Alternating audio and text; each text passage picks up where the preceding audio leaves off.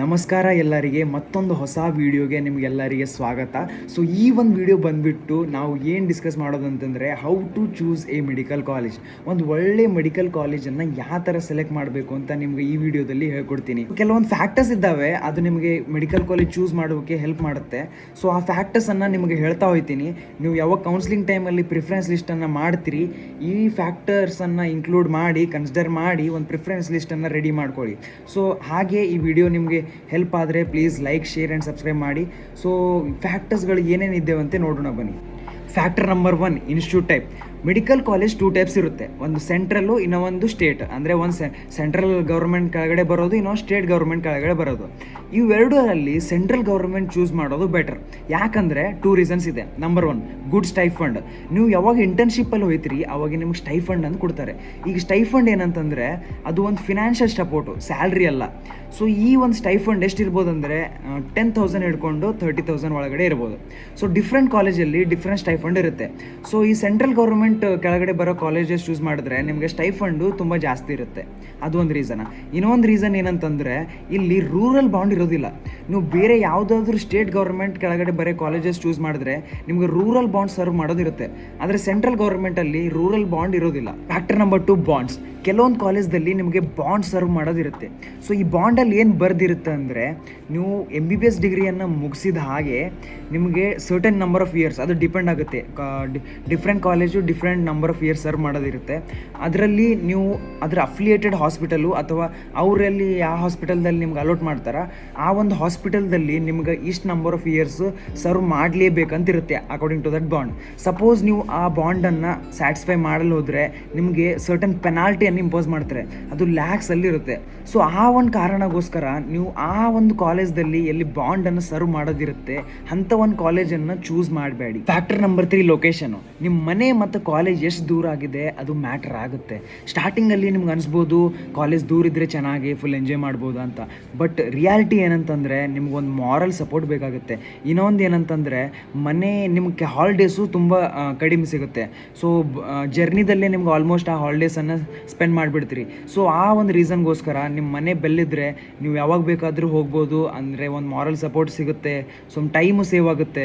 So ಇದು ಒಂದು ರೀಸನ್ಗೋಸ್ಕರ ನೀವು ಆಲ್ಮೋಸ್ಟ್ ಮನೆ ಬೆಲ್ ಇರೋವಂಥ ಕಾಲೇಜನ್ನು ಸೆಲೆಕ್ಟ್ ಮಾಡಿ. Factor number 4, age of medical college. So college ಎಷ್ಟು ಅರ್ಲಿ ಆಗಿ ಎಸ್ಟಾಬ್ಲಿಷ್ ಆಗಿರುತ್ತೋ ಅದು ಅಷ್ಟು ಡೆವಲಪ್ಡ್ ಆಗಿರುತ್ತೆ. ಅಲ್ಲಿನ ಫ್ಯಾಕಲ್ಟಿ ಚೆನ್ನಾಗಿರ್ತಾರೆ, ಅಲ್ಲಿಂದ ಏನು ಪೇಷಂಟ್ ಫ್ಲೋ ಅದು ಚೆನ್ನಾಗಿರುತ್ತೆ, ಅದು ತುಂಬ ಫೇಮಸ್ ಆಗಿರುತ್ತೆ.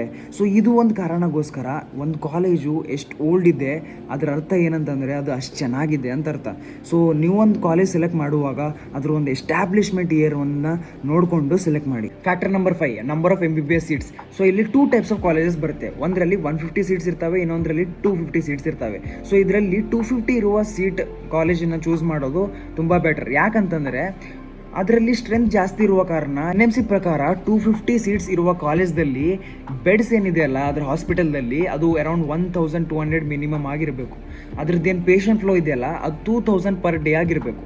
ಸೊ ಅದೇ ನೀವು 150 ಸೀಟೆಡ್ ಮೆಡಿಕಲ್ ಕಾಲೇಜ್ ಚೂಸ್ ಮಾಡಿದ್ರೆ according to the NMC guidelines minimum ಆಗಿ 300 ಬೆಡ್ಸ್ ಇರಬೇಕು. ಸೊ ಮಿನಿಮಮ್ ಪೇಷಂಟ್ ಫ್ಲೋ ಎಷ್ಟಿರಬೇಕಂದ್ರೆ 300 ಪೇಷಂಟ್ಸ್ ಪರ್ ಡೇ ಇರಬೇಕು.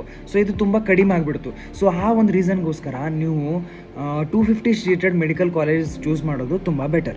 Factor number 6, number of PG courses. So ನೀವು ಆ ಕಾಲೇಜನ್ನು ಸೆಲೆಕ್ಟ್ ಮಾಡಿ ಎದರಲ್ಲಿ PG ಕೋರ್ಸಸ್ಸು ತುಂಬ ಜಾಸ್ತಿ ಇದೆ. ಸೊ ನೀವು PG ಕೋರ್ಸಸ್ ತುಂಬ ಜಾಸ್ತಿ ಇದೆ ಅರ್ಥ ಏನಂತಂದರೆ ಅದರಲ್ಲಿ ನಂಬರ್ ಆಫ್ ಡಿಪಾರ್ಟ್ಮೆಂಟ್ಸು ತುಂಬ ಜಾಸ್ತಿ ಇದೆ ಅಂತ ಅರ್ಥ. ಸೊ ನಂಬರ್ ಆಫ್ ಡಿಪಾರ್ಟ್ಮೆಂಟ್ಸ್ ತುಂಬ ಜಾಸ್ತಿ ಇದ್ದರೆ ಅದರಲ್ಲಿ ನಿಮ್ಮ ಕ್ಲಿನಿಕಲ್ ಪ್ರಾಕ್ಟೀಸ್ ತುಂಬ ಚೆನ್ನಾಗಾಗುತ್ತೆ ಅಂತ ಅರ್ಥ. ಸೊ ಆಲ್ಮೋಸ್ಟ್ PG ಕೋರ್ಸಸ್ ತುಂಬ ಇರುವ ಕಾಲೇಜನ್ನು ಸೆಲೆಕ್ಟ್ ಮಾಡಿ. Factor number 7, average patient flow. So ನೀವು ಒಂದು ಕಾಲೇಜ್ ಸೆಲೆಕ್ಟ್ ಮಾಡುವಾಗ ಅದರದ್ದೇನು ಅಫಿಲಿಯೇಟೆಡ್ ಹಾಸ್ಪಿಟಲ್ ಇದೆಯಲ್ಲ ಅದರಲ್ಲಿ ಆವ್ರೇಜ್ ಪೇಷಂಟ್ ಫ್ಲೋ ಎಷ್ಟಿದೆ ಅಂತ ಚೆಕ್ ಮಾಡ್ಕೊಂಡು ಕಾಲೇಜನ್ನು ಸೆಲೆಕ್ಟ್ ಮಾಡಿ. ಯಾಕಂದರೆ ನಂಬರ್ ಆಫ್ ಪೇಷಂಟ್ಸ್ ಜಾಸ್ತಿ ಇದ್ದರೆ ನಿಮ್ಮ ಕ್ಲಿನಿಕಲ್ ಪ್ರಾಕ್ಟೀಸ್ ತುಂಬ ಚೆನ್ನಾಗಾಗುತ್ತೆ. ರೀಸೆಂಟ್ಲಿ 2018 ಏನಾಗಿದೆ ಅಂತಂದರೆ NMC 83 ಮೆಡಿಕಲ್ ಕಾಲೇಜನ್ನು ಡಿಬಾರ್ ಮಾಡಿದೆ. ಎದಕ್ಕಂದರೆ NMC ಗೈಡ್ಲೈನ್ಸ್ ಪ್ರಕಾರ certain average flow, minimum average patient flow ಅಂತಿರುತ್ತೆ. ಸಪೋಸ್ ಅದು ಫಿಲ್ ಮಾಡೋಕ್ಕೆ ಆಗಿಲ್ಲದ ಕಾರಣಕ್ಕೋಸ್ಕರ NMC ಕೆಲವೊಂದು ಕಾಲೇಜನ್ನು ಡಿಬಾರ್ ಮಾಡಿದೆ. ಸೊ ಸಪೋಸ್ ನೀವು ಮೆಡಿಕಲ್ ಕಾಲೇಜ್ ಚೂಸ್ ಮಾಡುವಾಗ ಅದರ ಹಿಸ್ಟ್ರಿಯನ್ನು ನೋಡಿ. Factor number 8, total hospital beds.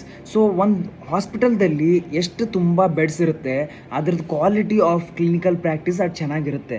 So total number of in patient beds ತುಂಬ ಜಾಸ್ತಿ ಇರುವ ಕಾಲೇಜನ್ನು ಚೂಸ್ ಮಾಡಿ. Factor number 9 internship stipend. So stipend ಜಾಸ್ತಿ ಇರುವ ಒಂದು ಕಾಲೇಜನ್ನು ಸೆಲೆಕ್ಟ್ ಮಾಡಿ. ಸೊ ನೀವು ನೋಡೋದಾದರೆ ರಾಜಸ್ಥಾನಲ್ಲಿ 7,000 ಪರ್ ಮಂತ್ ಇದೆ, ಡೆಲ್ಲಿದಲ್ಲಿ 23,500 ಇದೆ, ವೆಸ್ಟ್ ಬೆಂಗಾಲಲ್ಲಿ 20,000 ಇದೆ, ಕರ್ನಾಟಕದಲ್ಲಿ 30,000 ಇದೆ. ಸೊ ಆಲ್ಮೋಸ್ಟ್ ಆ ಕಾಲೇಜನ್ನು ಚೂಸ್ ಮಾಡಿ. ಇದರಲ್ಲಿ ಸ್ಟೈಫಂಡ್ ತುಂಬ ಜಾಸ್ತಿ ಇದೆ. ನೀವು ಪ್ರೈವೇಟ್ ಆಗಿ ನೋಡಿದ್ರೆ ಮತ್ತು ಸ್ಟೇಟ್ ಅದರ ಆಮೇಲೆ ಸೆಂಟ್ರಲ್ ನೋಡಿದ್ರೆ ವೇರಿ ಆಗ್ತಾ ಇರುತ್ತೆ. ಲಾಸ್ಟ್ ಫ್ಯಾಕ್ಟರ್, ಅದು 10th ಫ್ಯಾಕ್ಟರ್ ಬಂದುಬಿಟ್ಟು internal P G quota. So ಇದರಲ್ಲಿ ಏನಿರುತ್ತೆ ಅಂತಂದರೆ ಕೆಲವೊಂದು ಕಾಲೇಜ್ದಲ್ಲಿ ಪಿ ಜಿ ಕೋಟಾ ಅಂತ ಇರುತ್ತೆ. ಇದು ಏನಂತಂದರೆ ನೀವು ಪಿ ಜಿ ಎಕ್ಸಾಮ್ ಬರ್ದ ಮ್ಯಾಗೆ ಆ ಒಂದು ಕಾಲೇಜ್ದಲ್ಲಿ ನಿಮಗೆ ಸರ್ಟನ್ ರಿಸರ್ವೇಷನ್ ಅಂತ ಸಿಗುತ್ತೆ. ದಟ್ ಈಸ್ ಸ್ಪೆಷಲಿ ಫಾರ್ ಆ ಕಾಲೇಜ್ದಲ್ಲಿ ಓದಿದವರಿಗೆ ಅಷ್ಟೇ. ನೀವು ಪಿ ಜಿ ಕೋಟಾ ಇರುವ ಕಾಲೇಜನ್ನು ಸೆಲೆಕ್ಟ್ ಮಾಡಿ. ಎಕ್ಸಾಂಪಲ್ ನೋಡೋದಾದರೆ university college of medical science ಮತ್ತು ಗುರು ಗೋವಿಂದ್ ಸಿಂಗ್ ಯೂನಿವರ್ಸಿಟಿದಲ್ಲಿ 50% ಇಂಟರ್ನಲ್ ಪಿ ಜಿ ಕೋಟಾ ಇದೆ ಅವ್ರ ಸ್ಟೂಡೆಂಟ್ಸ್ಗೆ. ಈ ಒಂದು ಕೆಲವೊಂದು ಫ್ಯಾಕ್ಟರ್ಸನ್ನು ಚೂಸ್ ಮಾಡಿ ಒಂದು ಒಳ್ಳೆ ಪ್ರಿಫರೆನ್ಸ್ ಸ್ಟಡಿ ಮಾಡಿ ಒಂದು ಗುಡ್ ಕಾಲೇಜನ್ನು ಎಕ್ಸ್ಪೆಕ್ಟ್ ಮಾಡ್ಬೋದು. ಸೊ ಹೋಪ್ ಈ ವಿಡಿಯೋ ನಿಮಗೆ ಹೆಲ್ಪ್ ಆಗಿದೆ ಅಂತ ಅನ್ಕೋತಿದ್ದೀನಿ. ಸೊ ಸಪೋಸ್ ಇದೇ ಥರ ನಿಮಗೆ ಫರ್ದರ್ ಕಂಟೆಂಟ್ ಬೇಕಾಗಿದ್ದರೆ please do like, share and subscribe. So ಸಿಗೋಣ ಮುಂದಿನ ವಿಡಿಯೋದಲ್ಲಿ. Till then take care, bye ಬಾಯ್.